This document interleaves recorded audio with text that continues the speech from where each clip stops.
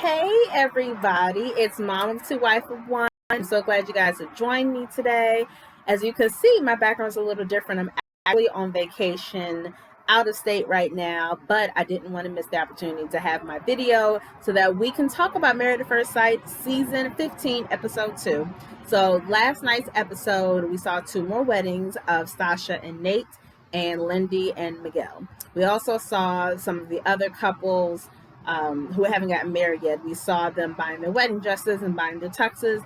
All that's normally kind of boring, so I really don't have too much to say on those couples, but let's start with Stasha and Nate. Now, I think I said this last week, but I really believe that Stasha and Nate, at least on paper, make the most sense in terms of the couples. I feel like they both have the same mindset when it comes to money, when it comes to building generational wealth, when it comes to business. They're both kind of focused in that sense. And I think that them both being business minded also means that they're both going to be extremely logical and methodical when it comes to making decisions and when it comes to solving problems. So I think that that's great and helpful.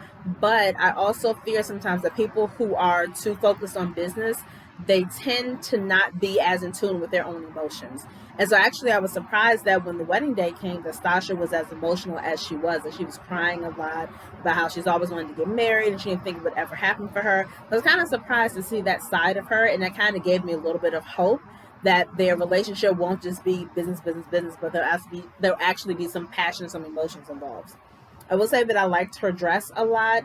Nate, I liked his suit. I thought it was a different touch. He definitely seems like someone who likes to stand out and do his own thing. He's very independent, just like she is. I thought that there was something her mom said to her right before they got married, about how she normally plans everything out, but this time she's going with the flow. And it had me thinking about the conversation she had last week with her mom and her friends about possibly being submissive in her relationship. And, I don't think I went into too much detail, but also had me thinking about sexually the submissive dominant relationship. I'm not overly familiar with that, but what I do know is that a lot of women who are submissive sexually or in their relationships, those are normally the women who are the most independent and powerful in real life. Because they have to make decisions all the time, and because they have to be the boss all the time, when they get home, they actually don't want to have to think. They don't want to have to make decisions. They don't want to have to be the bad guy. Sometimes they want the man to lead them and to help them just relax and have somebody that they can trust to actually allow them to relax and just kind of be themselves and be vulnerable. So I'm hoping that if that's the case with Sasha and Nate, that Nate will be that person for her. He seems to have a pretty independent streak as well, so I really don't think that'd be a problem if that's something she chooses to explore later on. And her mom warned her to give him a chance and not let her fear stop her. I feel like every couple should kind of heed that warning before they enter an experiment like this, because too many of them have this idea of or ideal of who their husband or wife is going to be, right? What they're going to look like, perhaps, the things they're going to have in common, what kind of conversations they'll have, all that stuff, because they're going based off of what they want. They keep forgetting that, yes, the experts take what you want into consideration, but at the end of the day, what they give you is a mixture, supposed to be a mixture of what you want and what you need. And too many people at this stage, when they do join the show, aren't necessarily clear on what exactly it is they need. They just know that what they've been doing hasn't worked so far. So it is important to kind of keep an open mind, to understand that, okay, the experts matched us for a reason. Let's figure out what those reasons are, and let's kind of work from there. And it's funny because they both gifted each other with a camera and some film. That was like their bridegroom gift before they got married. And one of her friends said, "You're basically marrying yourself," which can be dangerous. And I've thought about this before. My husband and I have had this discussion about how our lives would be completely different if we had married somebody who was just like us. Because I am very, very different from my husband. He and I differ in the things we like to watch on TV, the way we solve conflict, sometimes the way we raise our kids, the foods we like to eat. Like, we are vastly different in almost every sense of the word. But it works because the things that I'm strong in, he's not. And the things he's strong in, I'm not. So we are able to balance each other out very well. But if I was married to someone who was like me, another person who is anal and always making plans, who isn't good at being spontaneous, who is sometimes overly dramatic, that would drive me crazy to be with myself 24/7. So I'm very glad that God saw fit not to give me me, because that would just be too much. And I feel like one of me is more than plentiful for the world. We don't need another one of me. Definitely not two of me in a family. Also said that Sasha looks just like her mom, who is gorgeous, and she called her baby fearless. And I feel like, obviously this depending on your relationship with your parent, but most women, they long for the day when their mother tells them, you are fearless, you are beautiful, I'm so proud of the things that you've done, you are really working it, you are an amazing wife, amazing mother, whatever. We all, without knowing it, probably seek a little bit of approval because we want to know that we're doing a good job. And it's one thing to hear it from your spouse, one thing to hear from your kids, but to hear it from your parent, it just takes it to a whole nother level. And so I'm glad that Sasha got to hear that from her mom on her wedding day. His dad told Nate to be himself. I did say that she's more emotional than I thought she'd be. Let's get to when they're at the altar, right? Clearly, they are very attracted to each other, which is always a bonus.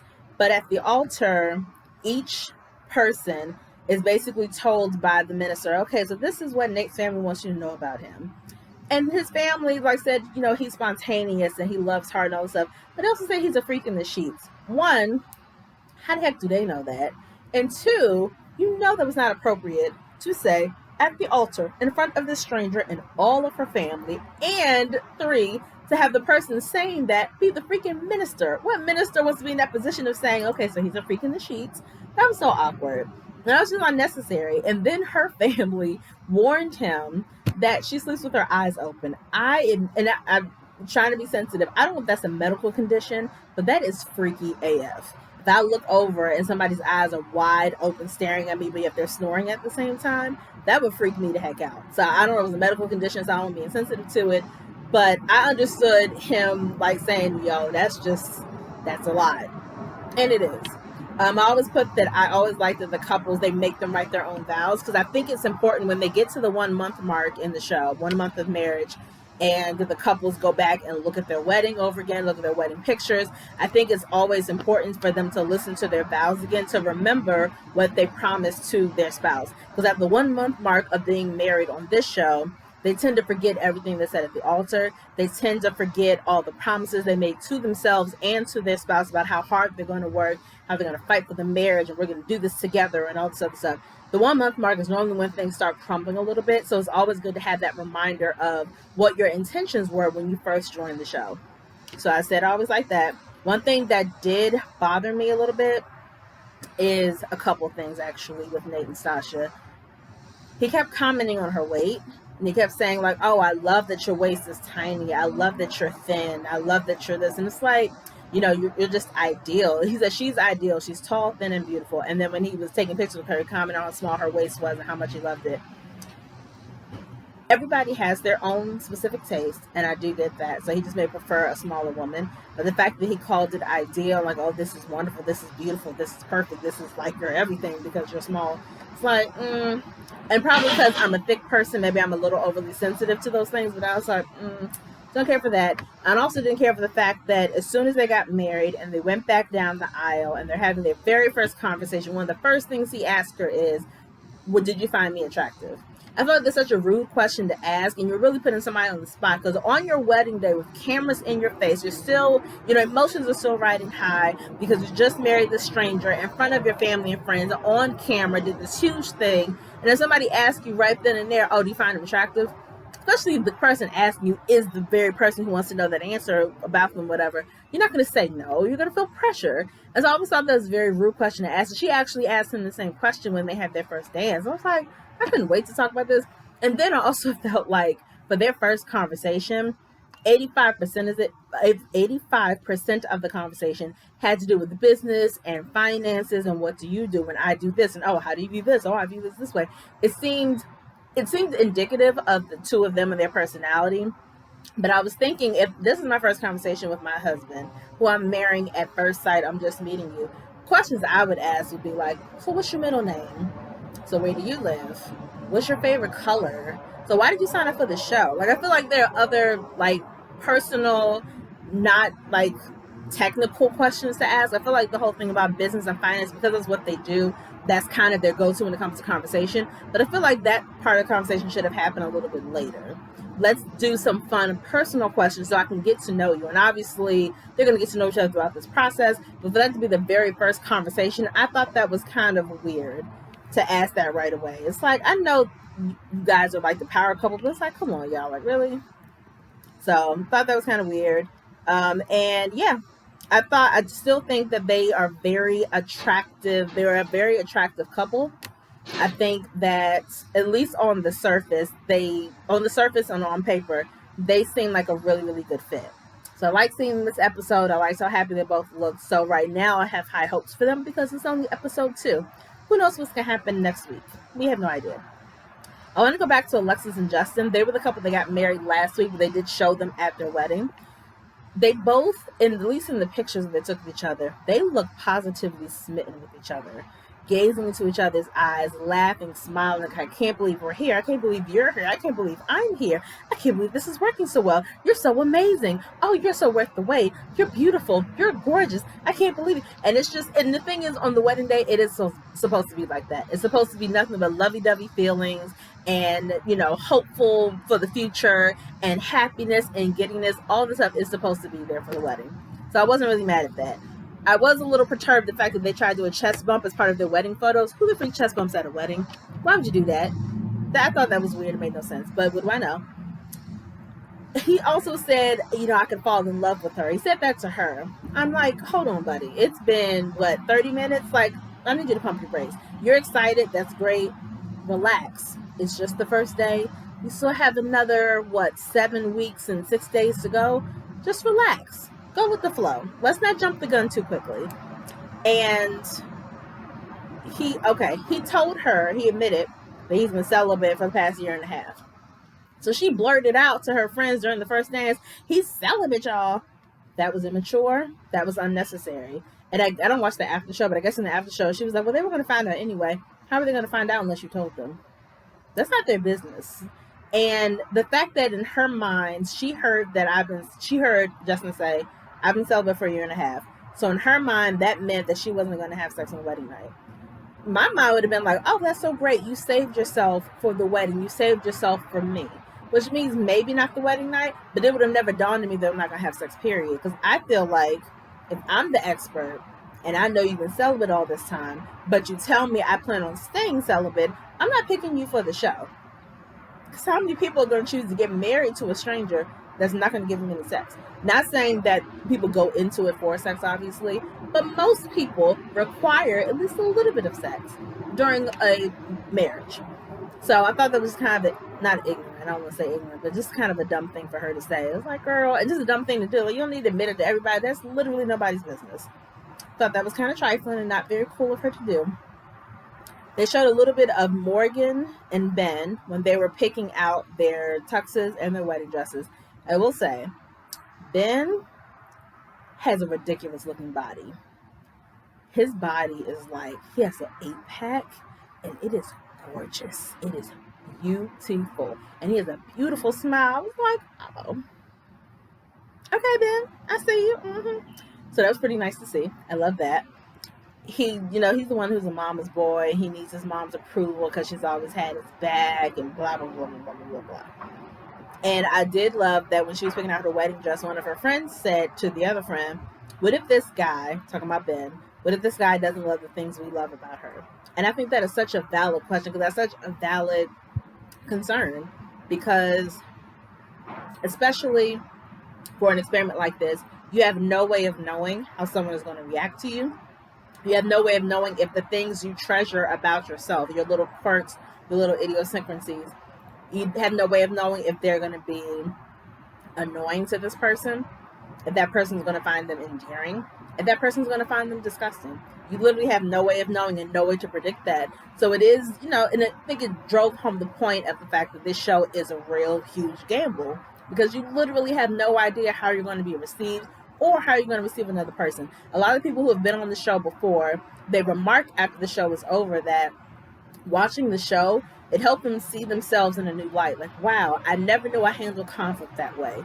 Or I never knew that my voice could do this whenever I'm upset. Or I never knew that, this thing about me that I never pay attention to could be a trigger for somebody else.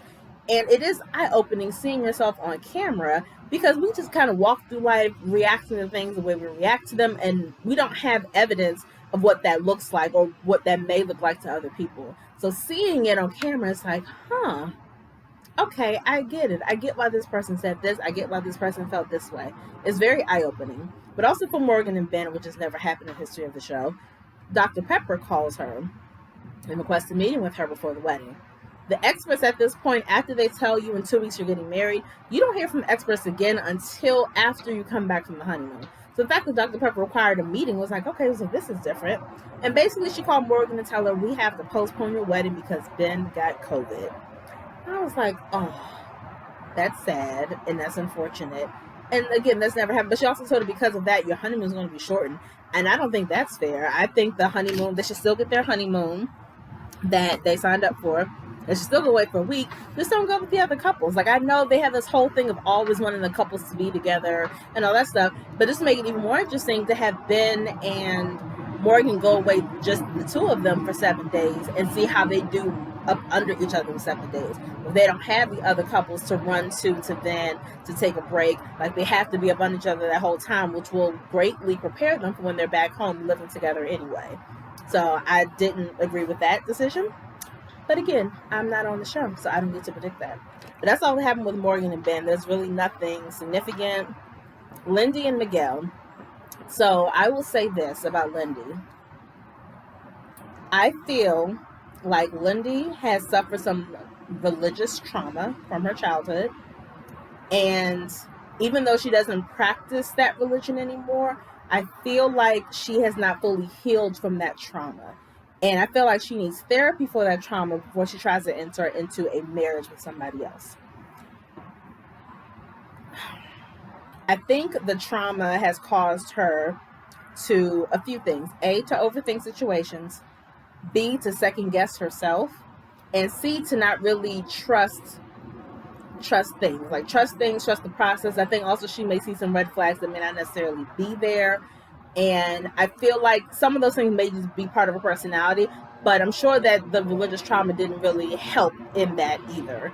So my personal opinion is that she should not have gotten married, but here we are. She is married now to Miguel. Miguel is the one who is a poet. He's a medical writer. He does Dungeons and Dragons, and he does video games and all that stuff. And, you know, his friends tell him that, I guess in his past relationships, he has ignored red flags. And I feel like her insecurity will be a red flag for him. But, I don't know, it's kind of weird, because if he normally ignores red flags and his friends are telling him don't ignore them, then my fear is that he may focus on some things that may not necessarily be red flags and will blow it up and use it as an excuse to get out of the marriage, right?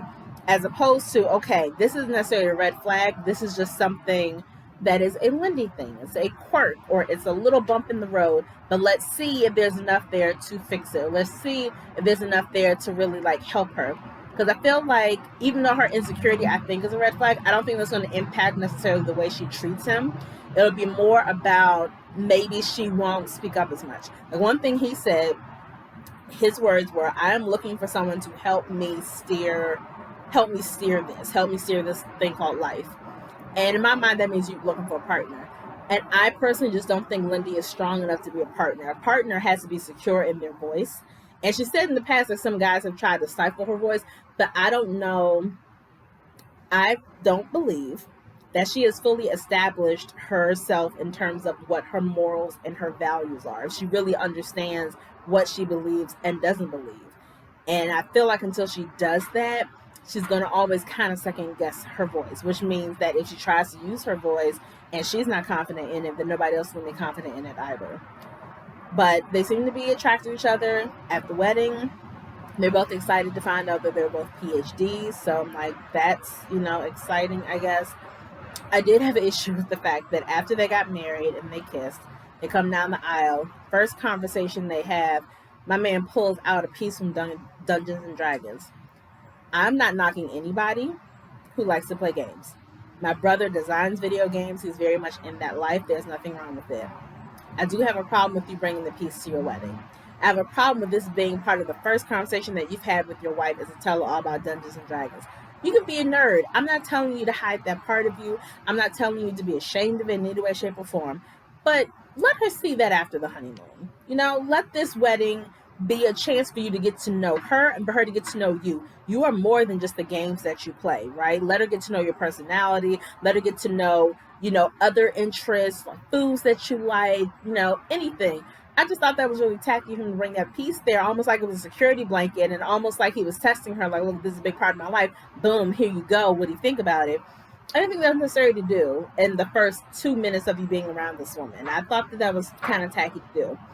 And also he told his friends, like, well, I'm going to introduce her to it, and it'll be great if she did it with my friends. If she doesn't want to do it, that'd be a bummer. And that bothers me too. A lot of couples get on the show and they have these interests, special interests, whatever they are.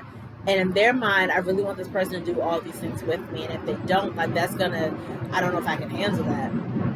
You don't need her to do Dungeons and Dragons with you. You need her to be supportive of it and to not judge you for it. That's legitimately all you need to do. My husband, great bowler. He's on 2 leagues. He bowls twice a week. We do not bowl together. I don't even like bowling, but I support that you do that. I help in any way I can. If you need my help, I encourage you. I ask about how you did every morning. Like, oh, babe, how'd you do? Oh, babe, that wasn't good. Babe, you meet your average. Oh, babe, you did one above. That's great. I'll do all that stuff. But we don't need to do that for him to know that I support him and I love him.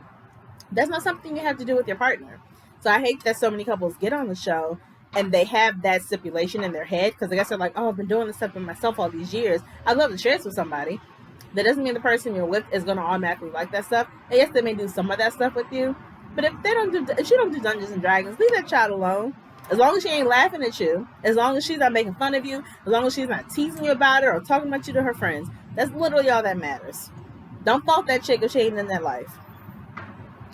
And let's see. Oh, her father does not agree with the process of marriage at first sight and didn't come to the wedding. I thought that was interesting because that's happened a few times.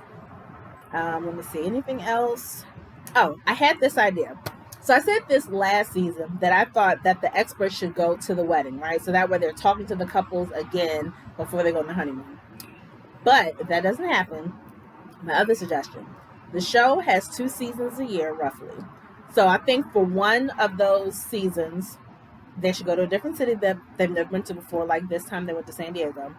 I think the second season of the year should be in a city where they have had the show and you had the alumni, successful alumni from the show who still live there, come to the wedding as guests and then sit down with the couple at some point during the wedding to give them advice about the wedding night, about the honeymoon, about just being on TV in general. I think that would help a lot because I feel like from what I hear and from what I've noticed, that a lot of the couples follow each other on Instagram or Facebook and they kind of have their own support group within a support group kind of thing, which I think is great. But I think it would help if during the process, in the very early stages of the process, they have those couples come to their wedding. Again, only the successful ones, not a lot of them, but whenever you can, have one of the successful couples come to the show as wedding guests and really talk to that couple about what they can expect, what they should avoid, what they've learned, mistakes that they've made. I think that could help a little early on to have that kind of mentorship.